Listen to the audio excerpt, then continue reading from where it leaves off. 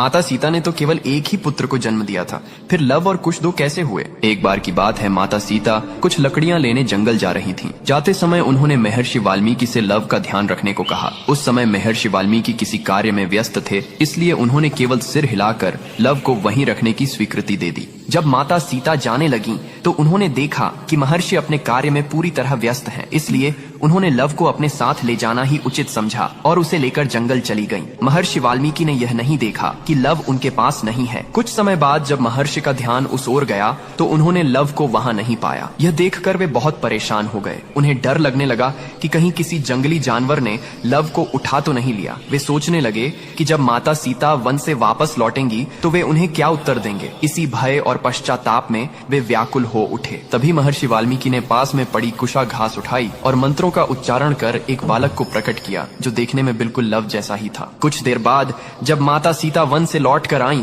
तो महर्षि ने देखा कि उनके हाथ में लव पहले से ही मौजूद है। यह देखकर वे आश्चर्यचकित रह गए, लेकिन माता सीता उस दूसरे बालक को देखकर अत्यंत प्रसन्न हुई, क्योंकि वह बालक कुशा से उत्पन्न हुआ था, इसलिए उसका नाम कुश रखा गया।